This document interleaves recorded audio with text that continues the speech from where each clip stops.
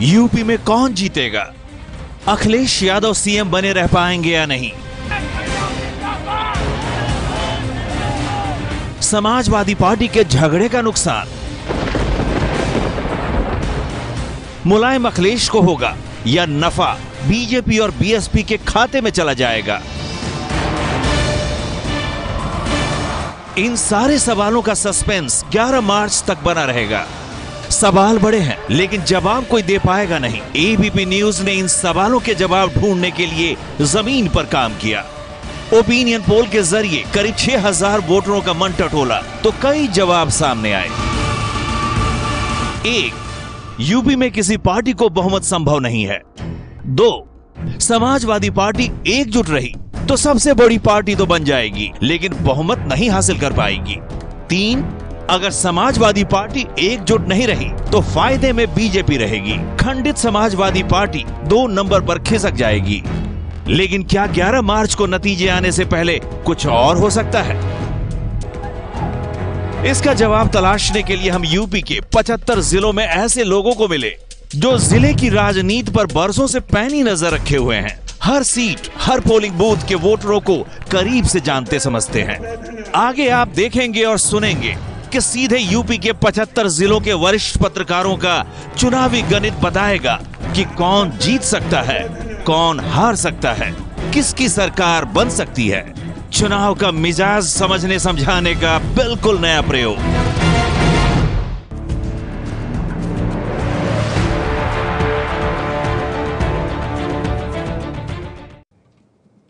और आइए अब हम आपको दिखाने वाले हैं 75 जिलों के 75 वरिष्ठ पत्रकारों की नजर से कैसे बन रही है नई विधानसभा की तस्वीर।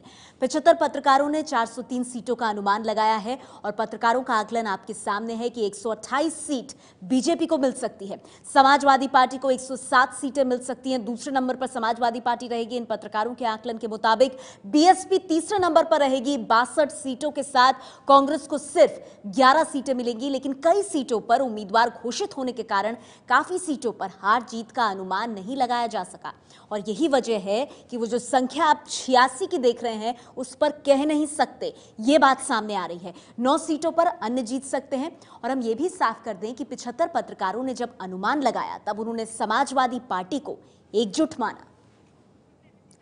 तो ये बड़ी बात, ये बड़ी तस्वीर, यूपी के 75 जिलों पर 75 पत्रकारों का ये अनुमान, जिसमें समाजवादी पार्टी को उन्होंने एकजुट मानते हुए समाजवादी पार्टी को दूसरे नंबर की पार्टी बनाया है। 86 सीटों पर पत्रकार अनुमान नहीं लगा पाए।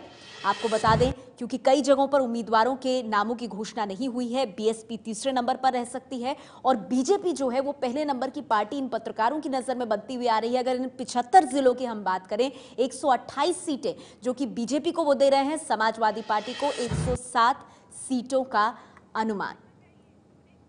और आइए अब आपको बताते हैं उत्तर प्रदेश में किसको कितनी सीटें। चुनावी अनुमान की ये बातें हैं तो आपको बताते हैं जो हमने ओपिनियन पोल किया था, जो हमने आपको परसों दिखाया, कल दिखाया, उसके मुताबिक समाजवादी पार्टी पहले नंबर की पार्टी बन रही है। 141 से 151 सीटें, बीजेपी 129 से 139 सीटों पर लेती हुई, उन्हें अपने पक्ष में लेती हुई नजर आ रही है। बीएसपी 93 से 103 और कांग्रेस 13 से 19।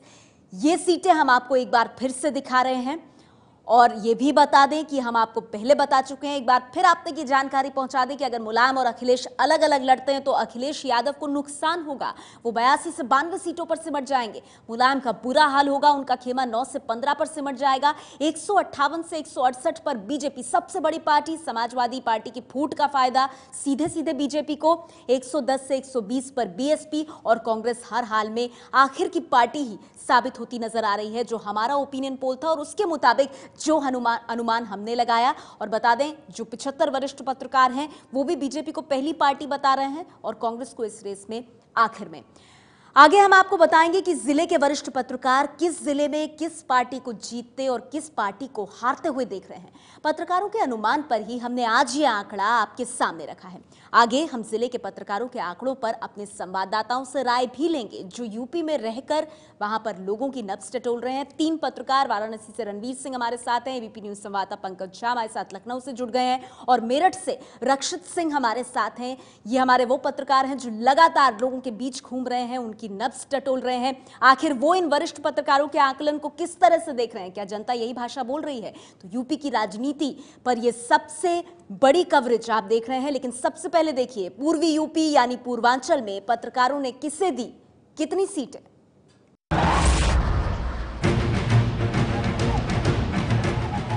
आजमगढ़ यानी मुलायम सिंह यादव का चुनाव क्षेत्र 10 सीटों वाले जिले में समाजवादी पार्टी के पक्ष में एक तरफा माहौल रहा है। दैनिक देवव्रत अखबार के संपादक विजय यादव का कहना है कि झगड़े से एसपी को नुकसान संभव है। यहाँ चूंकि 9 सीटें सपा की थी, तो खोना जो कुछ है उसको है, पाना और लोगों को है। लेकिन जो आजमगढ़ की स्थिति है, यहाँ हमेशा सपा और बसपा की लड़ाई रहती है।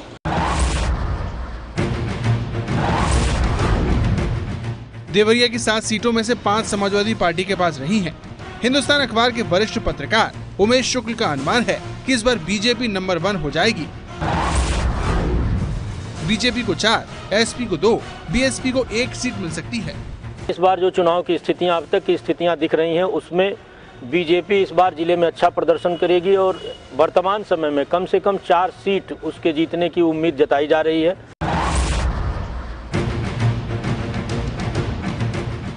बीएसपी से बीजेपी में आए स्वामी प्रसाद मौर्य का गढ़ है कुशीनगर।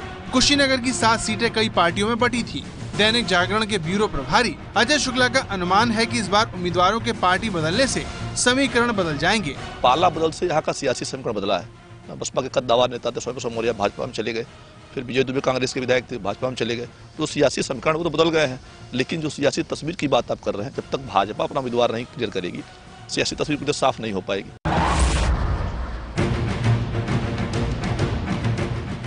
मिर्जापुर राजनाथ सिंह और मोदी सरकार में मंत्री अपना दल की अनुप्रिया पटेल का इलाका है। यहाँ समाजवादी पार्टी मजबूत तो है, लेकिन अपना दल की भी हैसियत है। अनुमान है कि एसपी को 2, अपना दल और कांग्रेस को 1-1 सीट मिल सकती है। केंद्रीय मंत्री अनुप्रिया पटेल इस जनपद से का प्रतिनिधित्व कर रही हैं। चुनाव क्षेत्र में रेल विभाग में उन्होंने काम किया, तो 1 सीट तो लगता है कि अपना दल को अगर ये यहाँ कोटे में टिकट मिलता है तो अपना दल का खाता खुलेगा, जो भाजपा का खाता अभी तक यहाँ नहीं खुला था पिछले चुनाव में।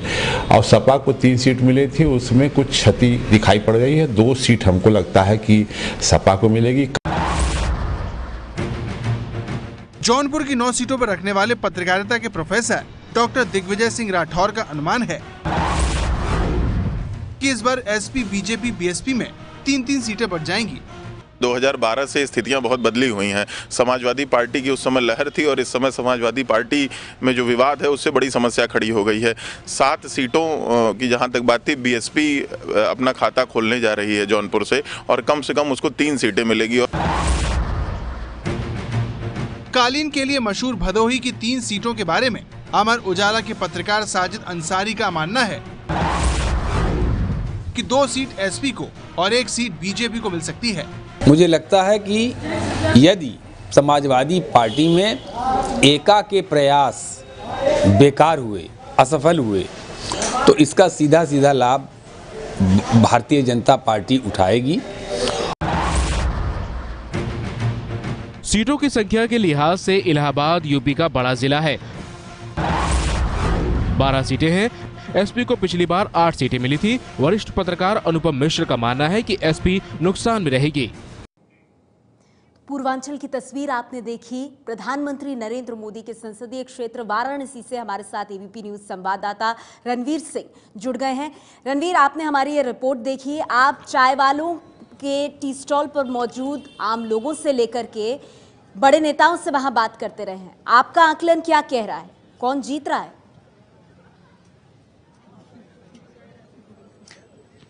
जी, अगर मैं बात करूं बनारस की और पूरे पूर्वांचल की, तो यहाँ 16 जिलों की 97 सीटों पर कहीं ना कहीं बीजेपी आगे दिखाई दे रही है।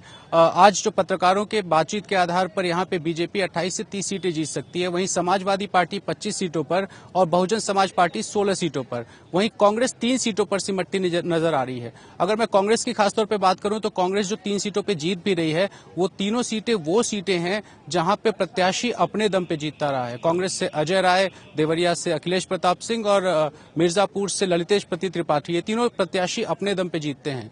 वहीं अगर बीजेपी की बात करें तो नोटबंदी का कहीं ना कहीं यहाँ पे बहुत ज्यादा नकारात्मक प्रभाव बीजेपी पर नहीं दिखाई दे रहा है। बहुत सारे लोगों से पूर्वांचल पे जब हमने बात की तो उन लोगों का ये कहना था कि नोटबंदी से दिक्कतें तो जरूर हैं, लेकिन कहीं ना कहीं वो इस फैसले को सही ठहराते नजर आ रहे थे। जी, तो रणबीर और अगर मैं आपको पूर्वांचल का हाल आपने देखा। रणबीर, हम आपके पास फिर आएंगे, लेकिन अब आप देखिए लखनऊ के आसपास की सीटों और सोनिया गांधी मुलायम के गढ़ में कौन जीत रहा है। रायबरेली सोनिया गांधी का चुनाव क्षेत्र है। वरिष्ठ पत्रकार विजय उपाध्याय का अनुमान है कि कांग्रेस को एक ही सीट मिल पाएगी, बाकी का कुछ नहीं कह सकते। देखिए, अगर गठबंधन होता है तो अमेठी और रायबरेली मिला के 7 सीटें समाजवादी पार्टी के पास हैं। ये 7 सीटें सिटिंग इनको छोड़नी पड़ेंगी। यहाँ पे कांग्रेस चुनाव लड़ेगी, तो जाहिर है कांग्रेस बहुत अच्छी स्थिति में होगी और समाजवादी पार्टी का उम्मीदवार अगर विधानसभा में नहीं होता है तो सभी सीटें आसानी से कांग्रेस जीत लेगी। मुलायम का गढ़ है इटावा। वरिष्ठ पत्रकार सुभाष त्रिपाठी का अनुमान है कि पहले की तरह इस बार त्रिकोणीय टक्कर नहीं होगी, तीनों सीट समाजवादी पार्टी को ही मिलेगी। ये बिल्कुल नहीं कहा जा सकता है कि कौन सा राजनीतिक दल तीनों विधानसभा क्षेत्रों में जीतेगा।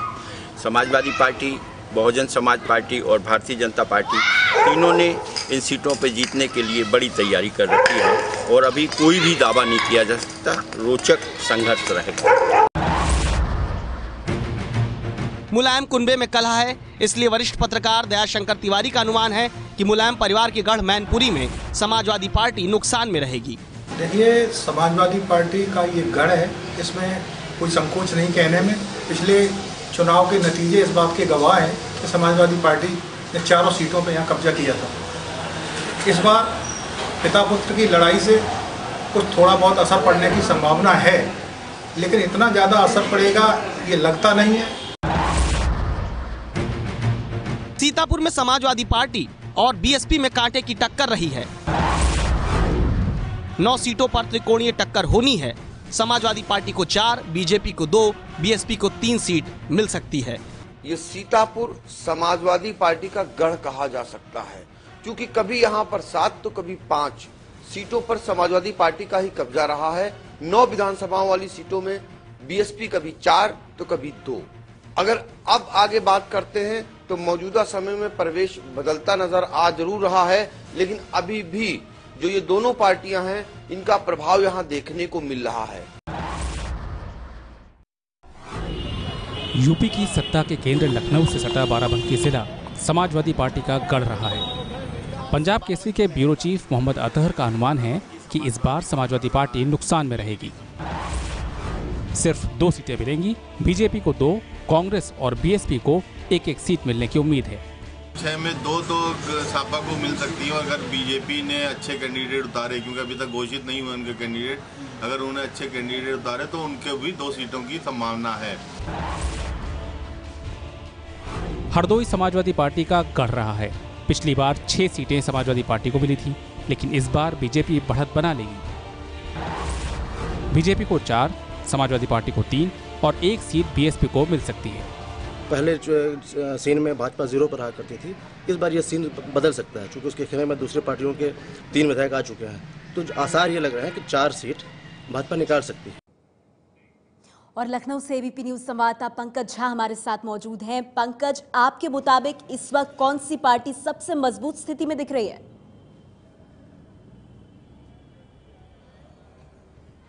देखिए, 3 मोटे तौर पर अगर आप चीजें देखिए तो चेहरों पे चुनाव होता है। एक तरफ मायावती हैं और एक तरफ अखिलेश यादव हैं और एक तरफ बीजेपी ने अपना कोई चेहरा तो नहीं उतारा, लेकिन मोदी के आसपास ताना बुना जा रहा है। बातें विकास की होती है, लेकिन विशुद्ध तौर पर अगर देखें यूपी में वोट वो जाति के आधार पर पड़ते हैं। बीजेपी ने बड़ी सूझबूझ के साथ अपना दल के साथ जैसे गठबंधन किया, सुहेल समाज पार्टी जो राजभरों की है उसके साथ गठबंधन किया, बीएसपी से जो लोग नेता मौर्य, सैनी, साक, कुशवाहा, उन सबको एडजस्ट करके अति पिछड़ी जातियां जो यादव को छोड़ के है उन सबको अपने पास रखा। सवर्ण उसके साथ में है। आज की तारीख में जिस तरीके से अगर अखिलेश यादव को देखें तो उनके चेहरे में इंस्पिरेशनल पॉलिटिक्स वाला वो इमेज दिखता है। वो बात मोदी में भी है, मायावती में वो बात नहीं है। इसीलिए थोड़ा सा पार्टी जो है दलित के अलावा और कौन जुड़ पाएगा अभी कह पाना मुश्किल है। बीजेपी ने अपने जातीय समीकरण का, अपने सामाजिक आधार का बड़ा विस्तार किया है। एंटी इनकम्बेंसी नहीं है अखिलेश के खिलाफ, लेकिन परिवार के अंदर, पार्टी के अंदर जो झगड़ा चल रहा है उसकी वजह से पार्टी को साफ साफ नुकसान दिख रहा है और बीजेपी कहीं ना कहीं अभी फिलहाल आगे दिख रही है, इसमें कोई दो राय तो नहीं है। आज की तारीख में आप देख रहे हैं 75 जिले, 75 पत्रकार। हम बात अब पश्चिमी यूपी की करते हैं, जहां पहले चरण में वोटिंग होनी है। दिल्ली से सटे पश्चिमी यूपी के इलाकों में सबसे पहले सबसे ज्यादा जोर पकड़ेगा चुनाव प्रचार। क्या चल रहा होगा वोटर के मन में?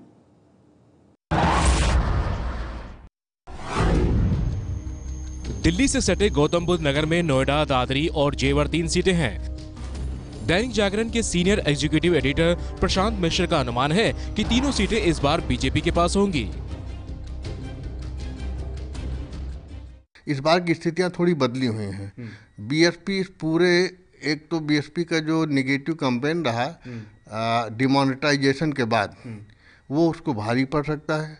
उसने अपने कैंडिडेट काफ़ी पहले से घोषित कर दिए हैं, लेकिन उन कैंडिडेट्स के पास जो उसका रवैया रहा है, उसके जो विचारधारा रही है, उसने जो किया है, उससे उसको भारी पड़ सकता है इस बार। अजीत सिंह का गढ़ रहा है बागपत, लेकिन 3 में से एक ही सीट उनके पास है। 2 सीट बीएसपी के पास हैं। नवभारत टाइम्स के वरिष्ठ पत्रकार प्रेमदेव शर्मा का अनुमान है कि आरएलडी, बीजेपी और बीएसपी को एक सीट मिलेगी। राष्ट्रीय लोकदल तो अपनी सीट बचा लेगी, लेकिन बसपा 2 सीटें पर है अभी, उसमें से एक सीट जो है उस पर भाजपा अब उसको टक्कर देने की तैयारी में है। आगामी 2017 के चुनाव में किस तरीके की तस्वीर रह सकती है सहारनपुर की, कैसे बदलेंगे समीकरण? बातचीत करने के लिए हमारे साथ पुष्पेंद्र शर्मा जी हैं, सीनियर रेसिडेंट एडिटर हिंदुस्तान अखबार से। मुझे लगता है कांग्रेस के पास शायद एक ही सीट रह जाए। भारतीय जनता पार्टी के पास सहारनपुर सदर सीट जीतने का मौका है और देवबंद में भी शायद उनका परचम लहरा सकता है। पुष्पेंद्र शर्मा का अनुमान है कि बीएसपी को 4, बीजेपी को 2, कांग्रेस को 1 सीट मिल सकती है। आगामी विधानसभा चुनावों में किस तरीके के समीकरण नजर आ रहे हैं, कैसे शामली की इन 3 सीटों पर समीकरण रहने की उम्मीद है? हमारे साथ बातचीत करने के लिए नवभारत टाइम्स की तरफ से वरिष्ठ पत्रकार प्रेमदेव शर्मा जी हैं। शर्मा जी, किस तरीके के समीकरण आगामी 2017 में नजर आ रहे हैं शामली जिले में? ऐसा लग रहा है कि इस बार कांग्रेस वहां से अपनी जो एकमात्र सीट है उसे खो देगी और इस बार सपा, बसपा और भाजपा तीनों एक सीट पर काबिज हो सकती हैं। ये अनुमान नवभारत टाइम्स के वरिष्ठ पत्रकार प्रेमदेव शर्मा का है।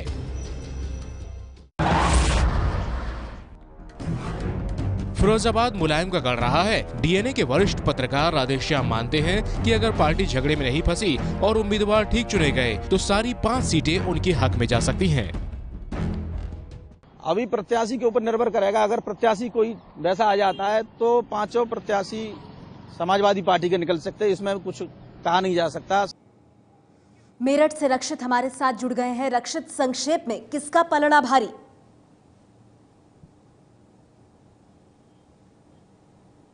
जी देखिए, अगर पश्चिमी यूपी की बात की जाए तो बहुजन समाज पार्टी का हमेशा से गढ़ रहा है, लेकिन जो पिता पुत्र की तकरार है समाजवादी पार्टी में, उसका फ़ायदा दोनों ही पार्टियों को, बसपा को और बीजेपी को फिलहाल होता हुआ नज़र आ रहा है।